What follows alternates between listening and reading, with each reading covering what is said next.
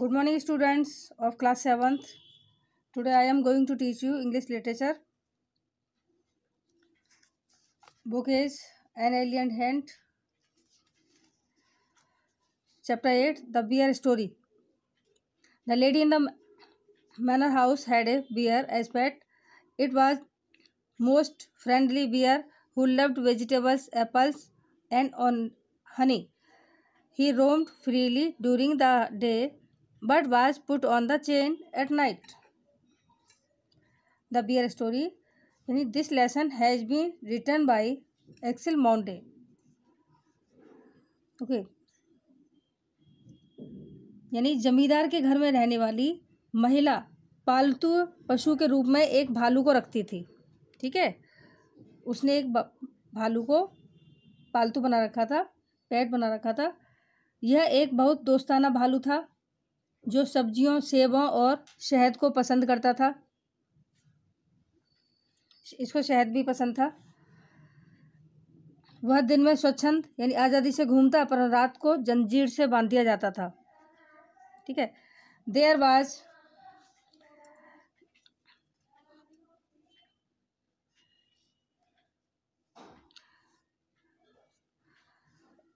once a lady who lived in an old manor house on the border of a big forest. This lady had a pet bear she was very fond of. It had been found in the forest, half dead of hunger, so small and helpless that it had to be brought up on the bottle by the lady and old cook. This was several years ago, and now it had gone up to a big bear, so big and strong that he could have slain a cow and carried it away between his two paws if he had wanted to. But he did not want to. He was a most amiable bear who did not dream of harming anybody, man or beast. He used to sit outside and kennel and look with his small intelligent eyes most amicably at the cattle grazing in the field nearby. The three shaggy mountain ponies in the stable knew him well and did not mind in the least when he shoved into the stable with his mistress. The children used to ride on his back with his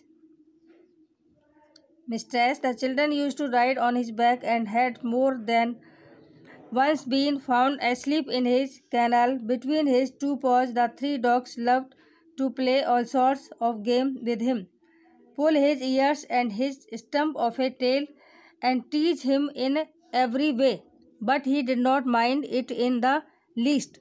He did never tasted meat. He ate the same food as the dogs, and often out of the same plate: bread,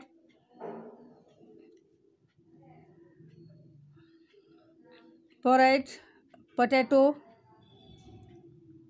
turnip. He had a fine appetite, and his friend the cook saw it that he got his fill. Bears are vegetarian if they have a chance, and fruit is what they like best.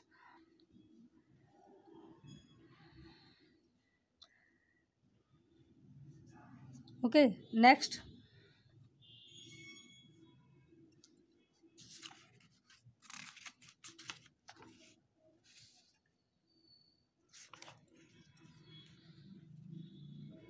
In the autumn, he used to sit and look with wistful eyes at the ripening apples in the orchard, and in his young days he had been sometimes unable to resist temptation to climb the tree and help himself to a handful of them. Yani in this paragraph, the author says that एक बार बड़े जंगल की सीमा पर बने एक पुराने जमींदार के मकान में एक स्त्री रहती थी, और इस स्त्री के पास एक पालतू भालू था जिसे वह बहुत पसंद करती थी। यह भालू उसे जंगल में भूख से अधमरी हालत में मिला था।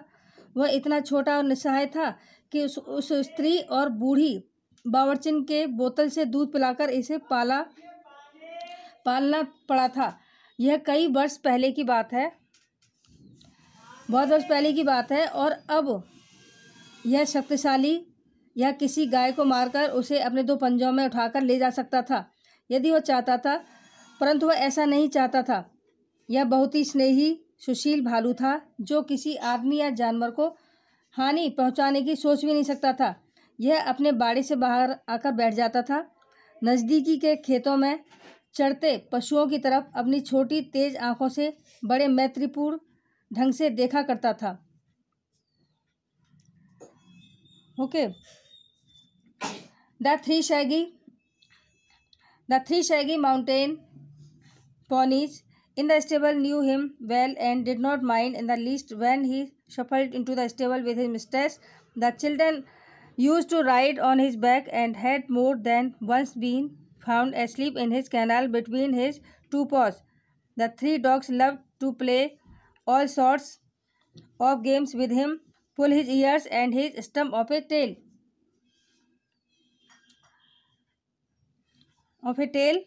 and tease him in very, but he did not mind in it least. He had never tasted meat. He ate the same food as dog and often out of the same plate.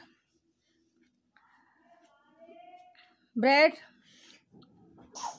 porridge, potato, cabbage, turnip. He had a fine appetite, and his friend he cook saw it that he got his fill. In this stanza, the author says that, यहाँ पर author कहते हैं कि अस्तबल के 3 पहाड़ी झबरू घोड़े उस भालू को अच्छी तरह जानते थे और जब वह अपनी मालकिन के साथ बाड़े में घुस जाता तो वो इसकी जरा भी परवाह नहीं करते थे। बच्चे उसकी पीठ पर सवारी किया करते थे और कई दफ़ा उसके बाड़े में उसके पंजों के बीच सोए मिलते थे। 3 कुत्ते उसके साथ सभी प्रकार के खेल खेलना चाहते थे। वे उसके कान खींचते और उसकी पूँछ को खींचते, उसे हर तरीके से खिजाते, तंग करते, लेकिन वह इन सब बातों की ओर बिल्कुल ध्यान नहीं देता था। उसने कभी मांस नहीं खाया था। वह वही भोजन खाता था जो कुत्ते खाते थे और अक्सर उन्हीं की प्लेटों में खाता था। वही रोटियां, दाल, आलू, बंद गोभी, शलजम आदि। उसकी भूख खुराक अच्छी खासी थी। उसका जो मित्र बावर्चिन था उसका बहुत ध्यान रखती थी कि उसे भरपेट खाना मिले। Okay,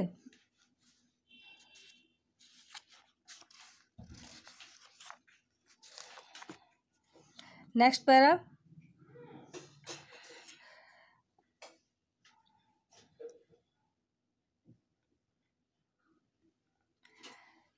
Bears are vegetarian if they have a chance, and fruit is what they like best. In the autumn, he used to sit and look with wistful eyes at the ripening apples in the orchard, and in his young days he had been sometimes unable to resist the temptation to climb the tree and help himself to a handful of them. Bears look clumsy and slow in their movements, but try a bear with an apple tree and you will soon find out that he can easily beat any schoolboy at the game. Now he had learnt that it was against the law, but he kept his small eyes wide open for any apples and fell to the ground. There had also been some difficulties about the beehives. He had been punished for this by being put on the chain for 2 days with a bleeding nose, and he had never done it again.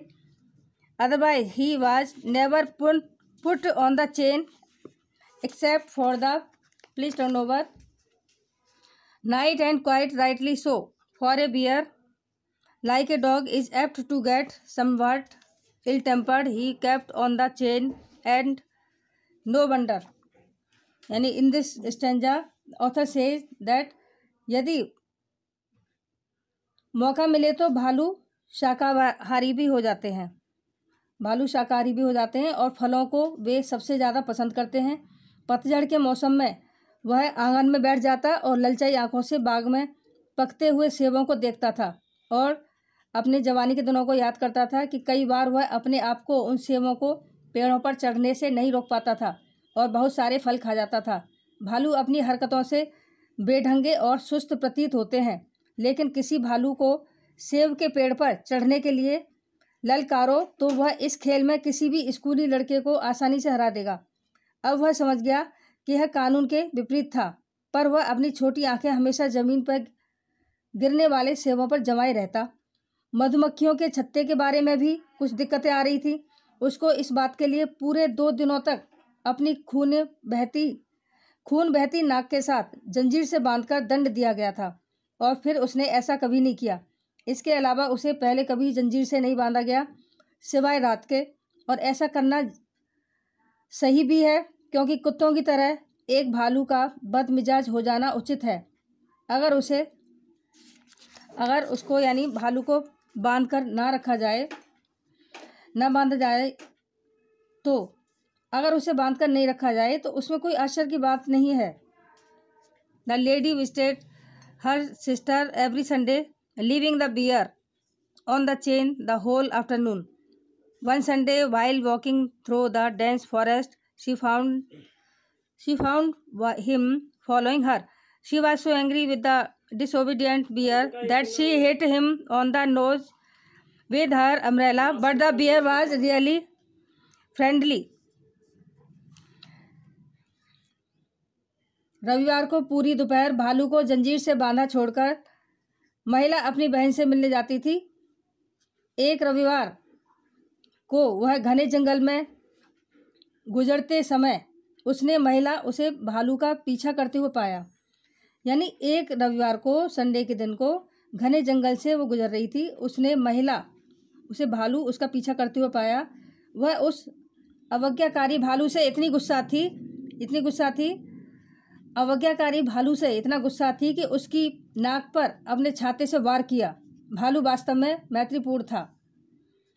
He was also put on the chain on Sundays when his mistress went to spend the afternoon with her married sister, who lived in a solitary house on the other side of the mountain lake and a good hour's walk through the dense forest.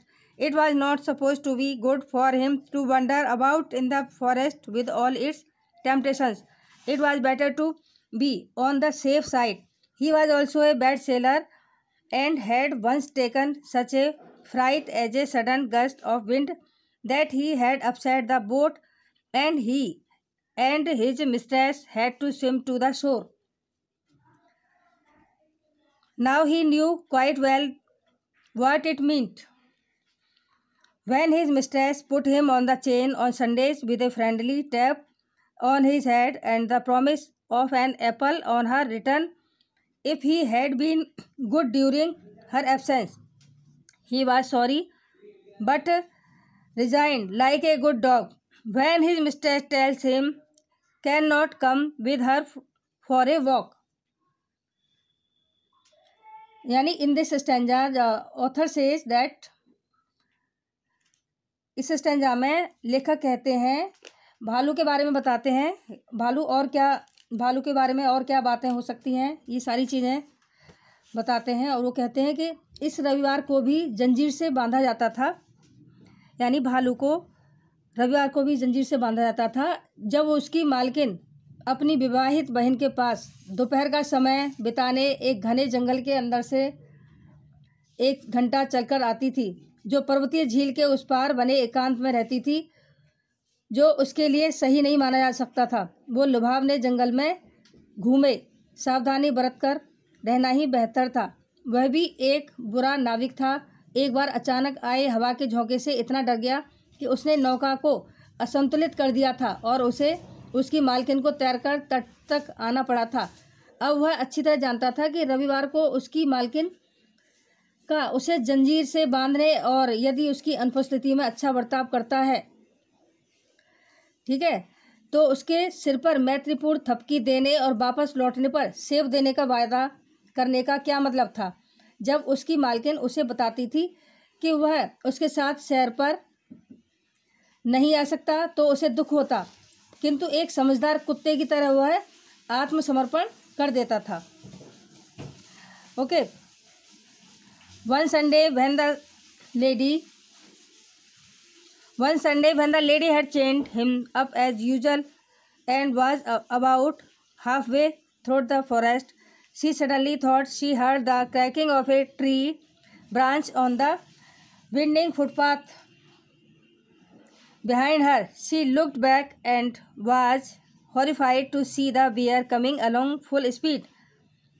Bears look as if they move along quite slowly, but they shuffle along much faster than a trotting horse.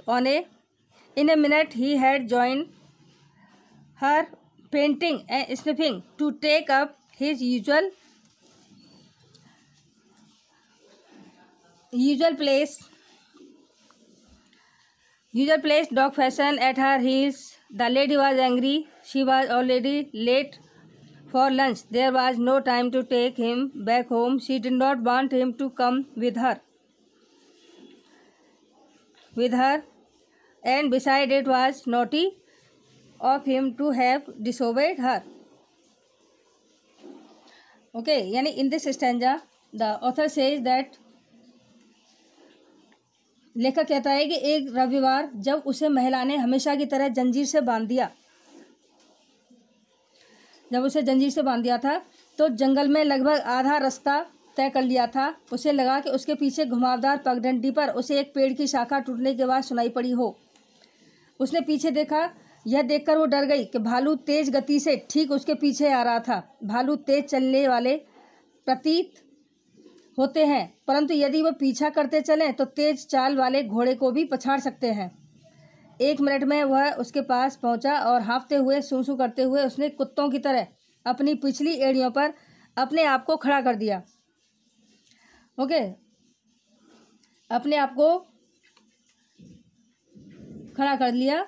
और महिला बहुत गुस्से में थी। वह पहले ही दोपहर के भोजन के लिए देरी से थी और उसे घर ले जाने के उसके पास कोई समय न था। वह उसे अपने साथ भी नहीं आने देना चाहती थी। इसके अतिरिक्त उसका इस प्रकार से उसकी आज्ञा का उल्लंघन करना शरारत से भरा भी था। उसने उसे छतरी से डराते हुए अपनी सर्वाधिक तीखी आवाज़ में वापस घर चले जाने को कहा। ओके,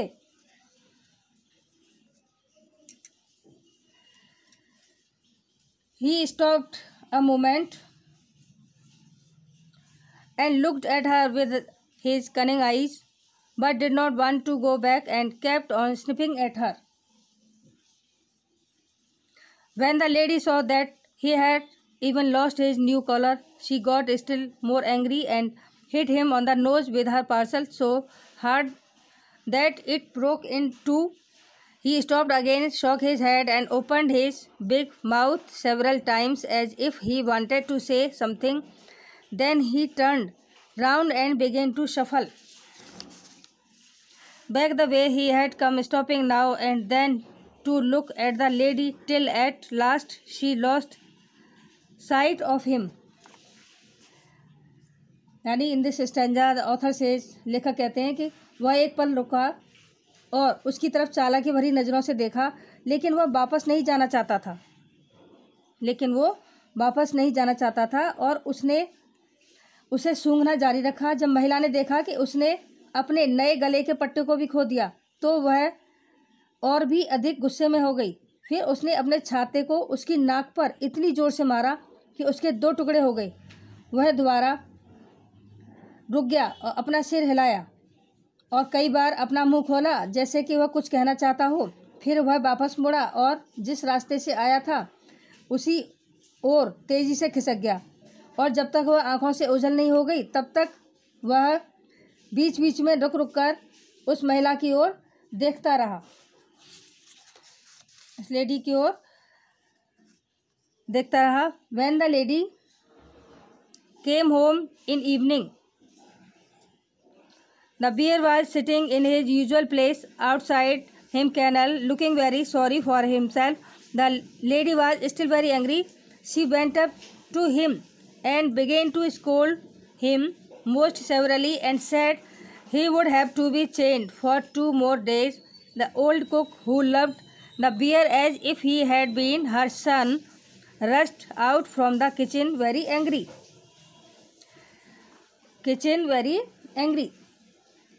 यानी जब महिला शाम को वापस घर आई, भालू बाड़े के बाहर अपने नियम स्थान पर बैठा हुआ अपने आप में बहुत दुखी लग रहा था। महिला जब गुस्से में थी वह उसके पास गई और कठोरता से डांटना शुरू कर दिया और कहा उसे और 2 दिन के लिए जंजीर से बांधना होगा, यानी उसको और जंजीर से बांधकर रखना पड़ेगा।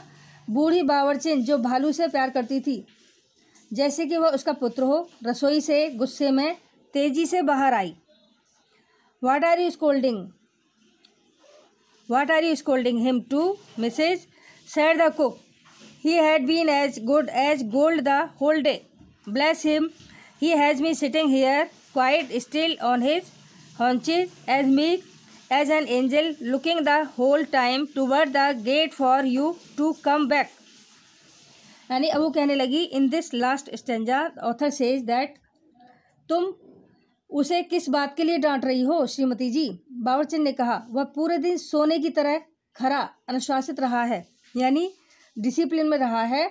भगवान भला करे इसका। वह यहाँ एक जगह अपने कूल्हों पर यानी फरिश्तों की तरह चुपचाप बैठा रहा है, पूरे समय आपके वापस आने के इंतजार में दरवाजे की तरफ देखता रहा है। Okay, is that clear students? Thank you students. That's it for today. I hope you enjoyed my class. Similarly, you have to do all the questions and exercise. All the best.